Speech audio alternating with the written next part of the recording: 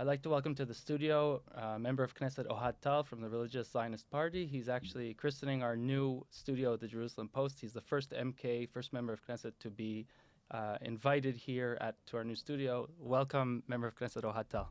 Thank you so much. I'm so happy to be here. So we have a lot to talk about, a lot of different things going on, so I'd be happy if we dive straight in. Go ahead. Yesterday we had the Shin-bet Chief Ronen Bar filing an affidavit to the court in which he revealed a number of claims against Prime Minister Benjamin Netanyahu. I'd like to hear your opinion on both the fact that Ronen Bar filed the affidavit and revealed some things that are usually kept behind closed doors on one hand, and on the other hand, what do you think about what he wrote? Well, I'll begin with the second question because I think what he wrote was false. And I think that is the biggest problem that we are facing. We are actually seeing here, I don't want to say a coup, but this is actually what is happening. Israel is now experiencing, maybe for the first time ever, an attempt by people who are appointed and not elected to try and hold the government and make the decisions instead of the government. I'll give you several examples of the falsehood in what he wrote and what he filed to the court. First of all, he said that Prime Minister Netanyahu asked him to prevent him from actually providing his testimony in the court. Well, that has been proven to be a false accusation because all the requests that Benjamin Netanyahu, Prime Minister Netanyahu, has asked him to do is to make sure that after a drone hit his apartment in his private apartment, sent by the Iranians to try and kill him, that he'll be protected in court. Not only that, Prime Minister Netanyahu said in all the quotes that came out from what he Ronen Bar offered, Netanyahu said, "I want to go to the court. I don't want the security reasons to be an obstacle that would prevent me from coming." So he's actually lying. But that's a small lie. The biggest lie is that he's trying to claim to create a false narrative as if the Shin-bet was the one to try and warn before October 7th that this kind of massacre is going to happen. Well, that's a complete false. You know, I'm sitting in the Security and Foreign Affairs Committee. I can tell you that in all the 2.5 years that I'm sitting in the committee, never once in my life I've heard from Shin-bet representatives that there are pointing a finger and saying that from Gaza we will see such a strike. Never. Not only that, they've said the opposite. Mm-hmm. Not only that, even let's say that, you know, maybe they've said it not in the Foreign Affairs and Security and Foreign Affairs Committee, which again will be shock. But let's say that they've said it, I don't know, he said it to somebody else. If he's right, if it's not a lie, then he should go to jail because then he failed miserably protecting Israel. Failed miserably. So I want to ask you about some of the things you said. First of all, we know that, what Ronen Bar claimed in his affidavit is that there's a document, which he says he filed in the classified part, that shows that the Prime Minister tried to force upon him the delay of his testimony. So we don't. I'm asking if you've seen this document because I haven't seen it. I haven't seen it. No. Okay. So no, but again, Amit Segal published quotes from the papers that he sent, showing that Prime Minister Netanyahu specifically said, "I'm not willing that the testimony will not happen. I don't want the security issues to be an obstacle, but I do insist that you'll make sure that I will not be under threat." So I also want to ask you about the second issue. We know from the documents that Ronen Bar admitted himself that what he expected to happen on October 7th was at the most a pshita, a raid by a team of Hamas, and he had no idea what was going to happen. He did mention, however, that there were warnings against general strategic warnings against the discord of the judicial reforms. During April, he recommended a focused, aggressive move against Hamas, at least according to his document. And perhaps more importantly, he issued an unusual war warning in July 2023 before the passing of the reasonableness law. That's even embarrassing to even say such a stupid thing. A head of the Security Intelligence Agency of Israel should not just say that there's a warning that maybe somewhere, sometime there'll be a war. That means nothing.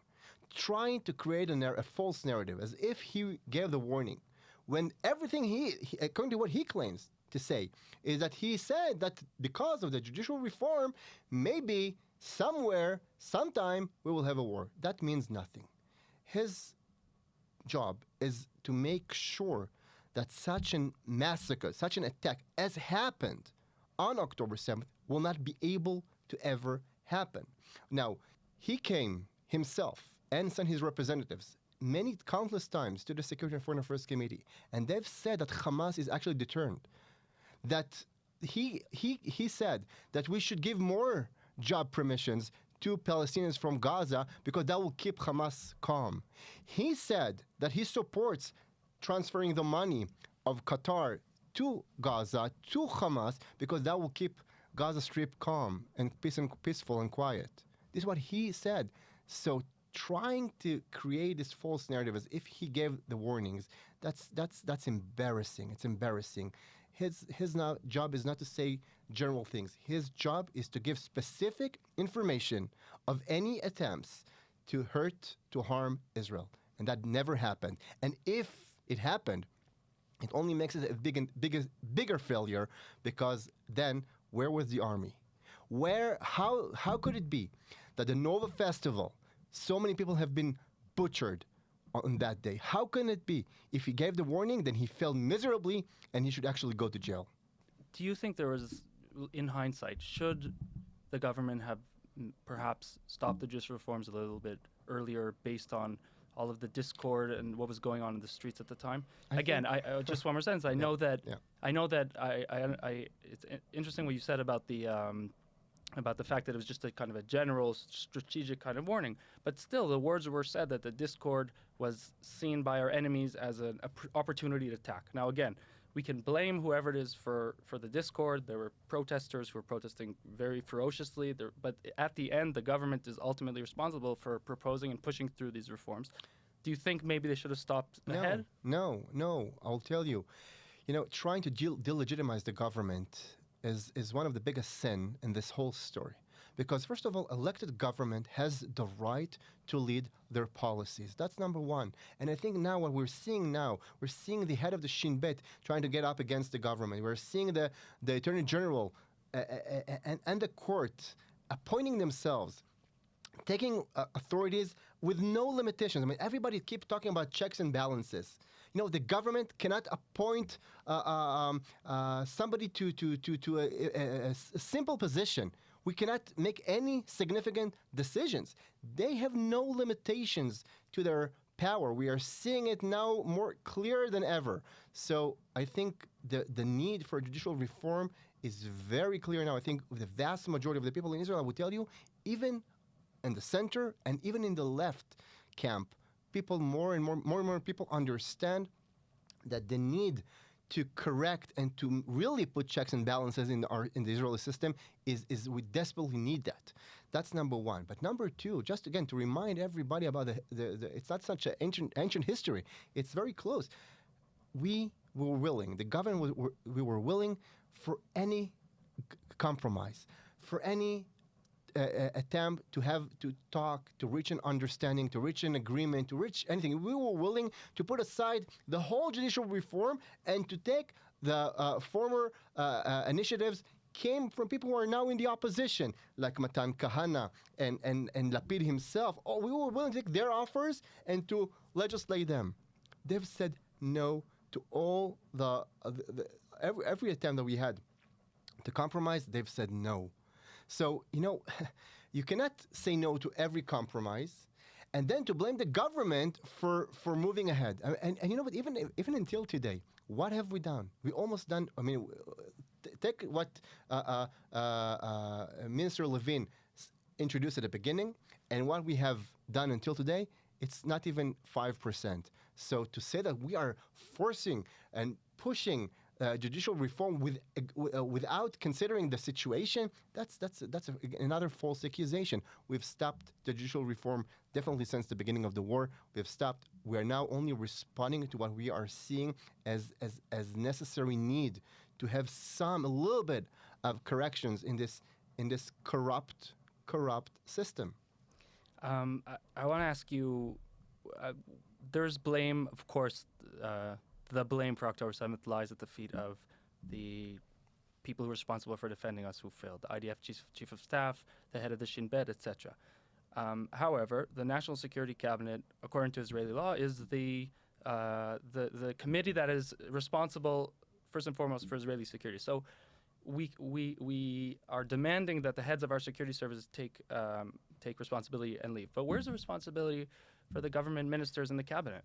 First of all, there is of course a significant responsibility for the government and for the cabinet, of course, but the responsibility of the government is to make sure that after such a thing happened, after all the systems who were supposed to protect the lives of our civilians have failed, that now we will go on and we will make corrections and we will win the war. And this is what we are trying to do. This is what his government is committed of achieving, to really win this war. And I'm telling you, I know that there's a whole campaign now who try to cave to all of Hamas demands and to basically leave them in power and to allow them to rearm, because this is practically what they're trying to accomplish. It will never work. This government will never be able to allow itself to cave to Hamas demands. We have to win this war, and this is what is going to happen. And this is the best expression of our responsibility. And at the end of the day, this is how democracy works. I mean, if they want to take this government down, they have to convince members of Knesset to go against the government. So far, not only that they haven't succeeded to convince any of us, they only lost votes. And another party joined the government. So they're losing democratically. They're losing. And you know what? In a year and a half, we will have elections. And if they will be able to convince, I mean, they're so certain that according to all the polls, they're going to be the next government. Okay, so wait a year and a half and win the elections. I'm telling you, they're not going to win the elections, and they know it. The part of the claims against, or part of the people who claim that Netanyahu has responsibility, personal responsibility, not just the kind of ministerial responsibility that you were describing, were his policies regarding Qatar and the Qatari money that entered the Strip. And especially in 2019 and 2020, there were strategic warnings to the Prime Minister about how Qatari money was going not only to humanitarian aid, but also to building up Hamas defenses. So isn't that something that is also part of the picture? First of all, I'm waiting for the day that there will be a real investigation by a committee that everybody will be able to accept and trust the results of the committee, and they will investigate, and whoever has to be blamed will be blamed. I have no fear from that.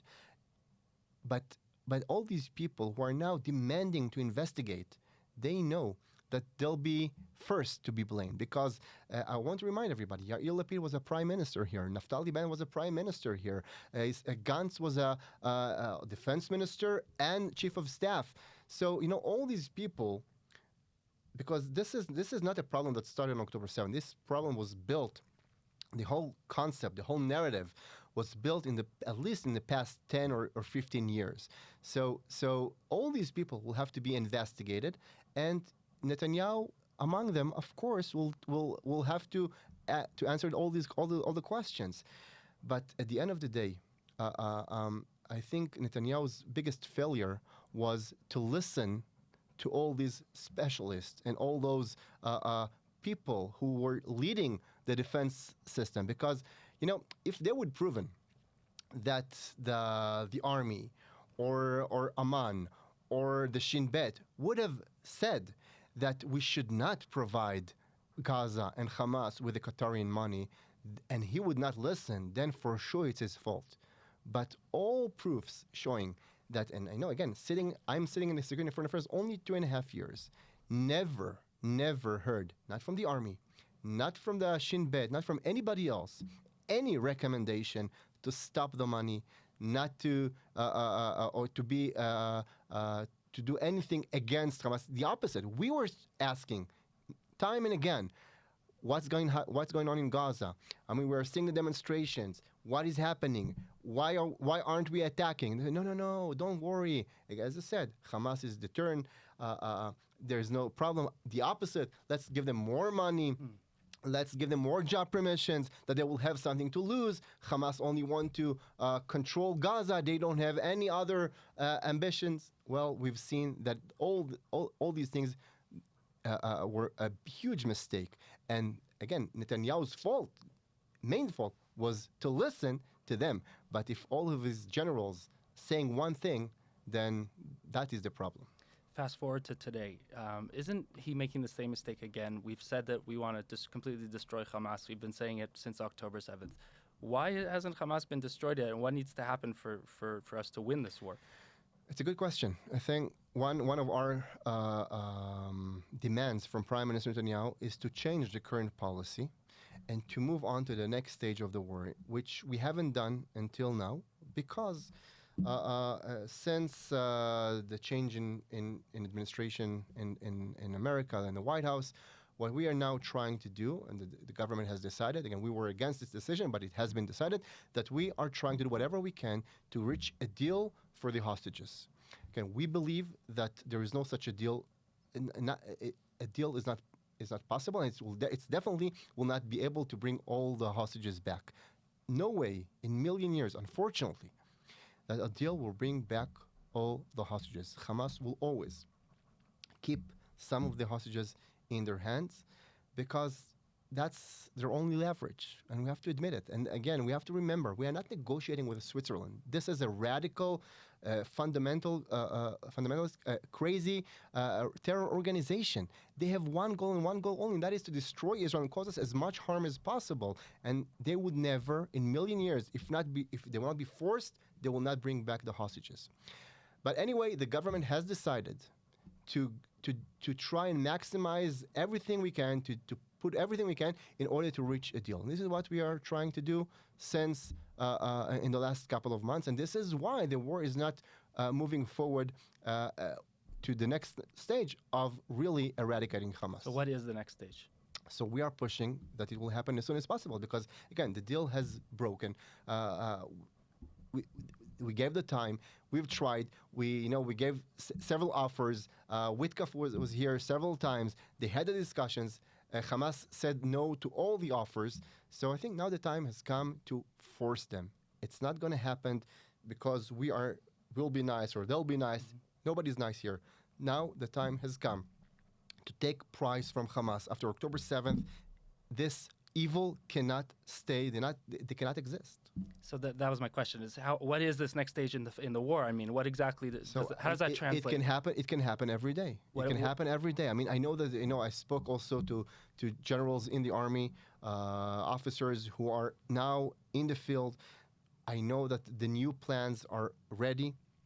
What do they include? Conquering the Gaza Strip. First of all, we already conquering the 40% of the Gaza Strip. You have to understand what happened since the replacement of chief of staff is that, first of all, now as we speak, there's 40% of the Gaza Strip who is under our control, and not like before. We're not going in and out.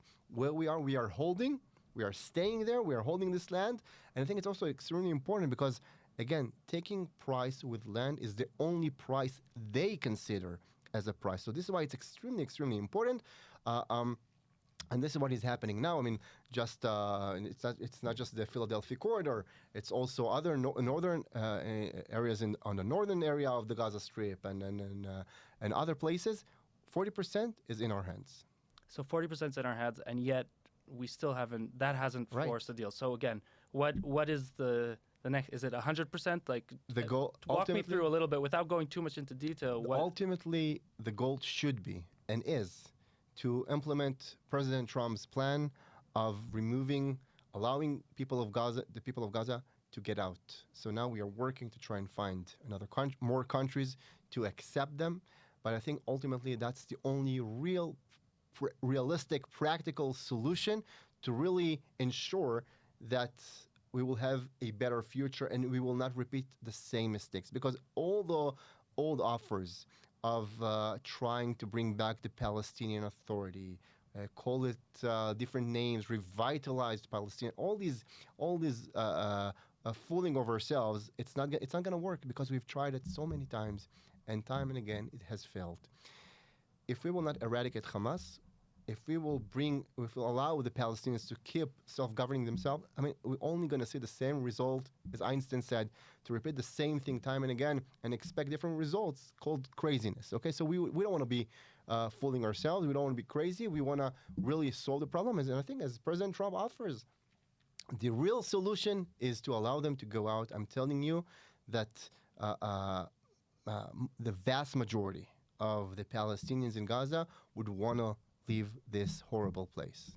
And the operation should be pushing for the implementation of this plan. How will that free the hostages? First of all, when Hamas will see boats and airplanes coming and taking the Palestinians out of Gaza, when they'll see that the IDF is holding not 80%, not 40%, but 80% of the Gaza Strip, when they'll see that they're losing every hope, then and yes, they will see that the leaders of Hamas in Gaza, but also abroad, will be executed one by one.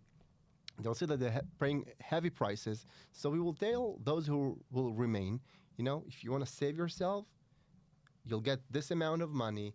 You'll get safe passage to whatever country you want, but that's the only way you can get out of it. Otherwise, you will pay the price with your head.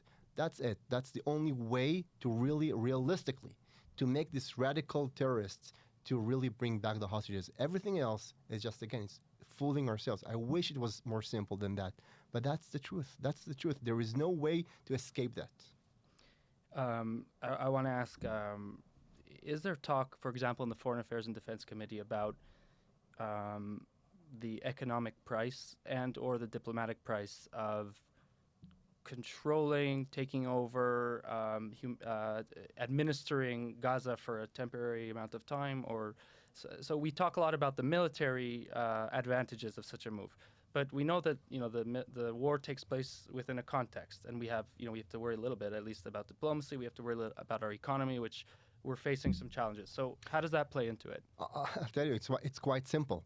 We are paying now heavy prices in diplomacy, and we are accused for committing genocide in Gaza because we are fighting the most just war in history against our enemies. Okay, after the horrible massacre of October 7th, we are fighting to bring back our hostages. We are fighting against these savages who butchered, raped, killed, burned alive whole families, and yet we are delegitimized in the world arena. We are accused of war crimes for doing the most just thing in the world.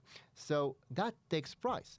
And if we will continue the policy that we had until today, basically accepting the fact that Hamas is there, allowing them to control, allowing them to rearm and to regroup and to redo everything and to repeat the same mistake, will cause another massacre, which will bring another war, which will be taking the prices just like happens now. So the question is, again, if you really want to solve the problem once and for all, and not making sure that we are keeping the problem there and fooling ourselves, we can control the level of flames. No, it's not going to work. We cannot keep the problem and control the level of flames. We need to solve the problem. The last topic I want to talk to you about is the topic of Giyus Charedim, the Haredi draft. Are there enough troops in the reserves to fulfill this plan? And if not, we know that the largest pool of manpower is the Haredi community. How do we ensure that long-term the size of the body of the IDF grows? So first of all, just to put one fact on the table, and that is that currently now we are fighting in 7 fronts. We are holding positions in Lebanon, in Syria. We are fighting in Gaza, and you know what? We're doing it almost without the reservists, only with the regular army.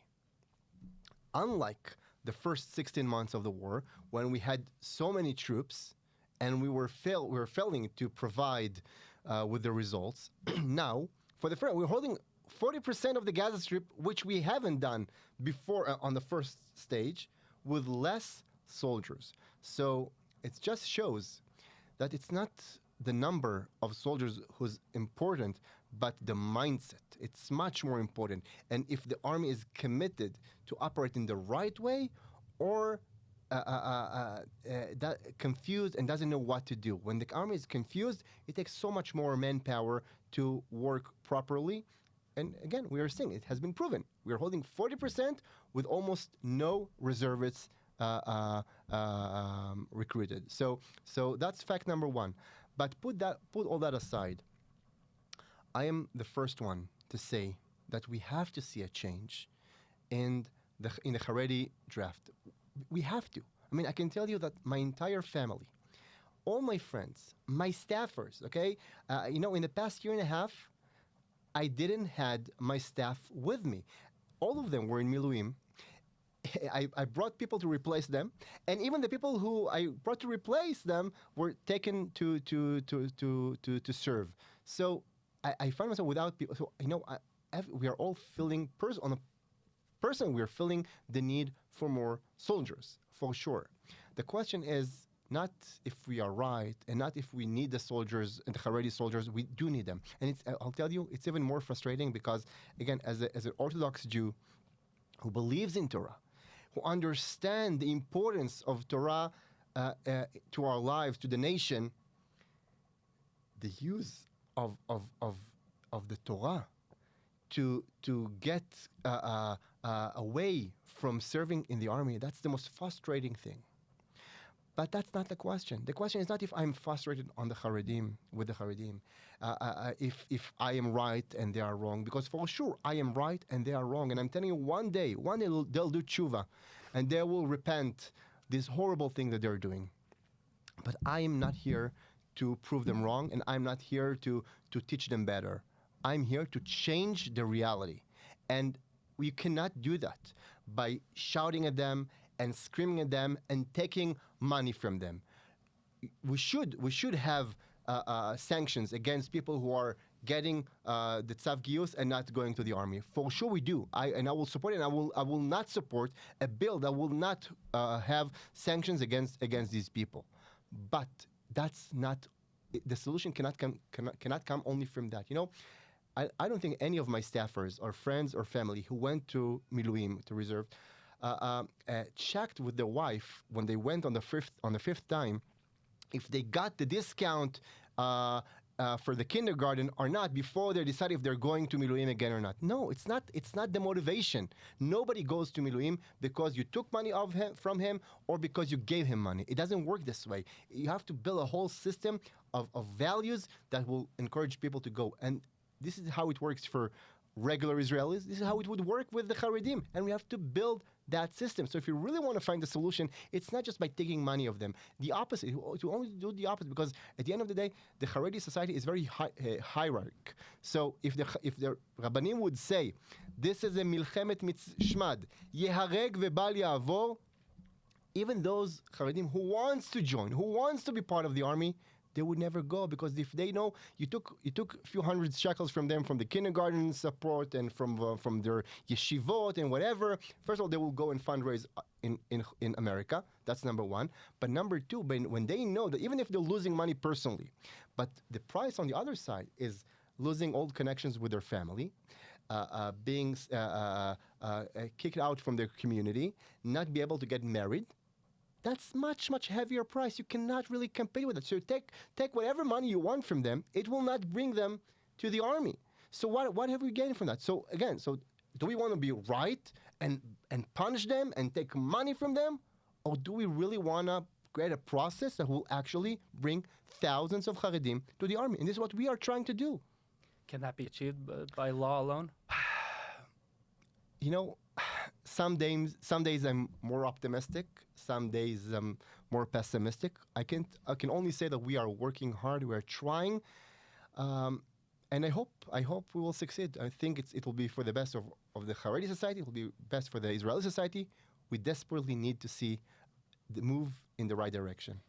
I want to ask another question about that. I think there's a middle ground between letting the process evolve slowly and kind of bottom up, like kind of what you described, and forcing them to No, draft. I didn't say it should be slowly and to let the process goes by itself. I think we have to work hard in order to create now, not tomorrow, not in 10 years, now a bill that will lead this process and will force this process. I don't think we should wait for them that it will just evolve naturally. We should work on it. We should make it happen, but it will be a process. We will not be. There's no button to press that will bring tomorrow 60,000 Haredi into the army. There is no such button. If there were, I would have pressed this button, but it doesn't exist. Will there be any law that Haredi spiritual leaders will support? I hope. I hope. Again, this is what we're trying to do. I don't want them to support it. I don't expect them to support it.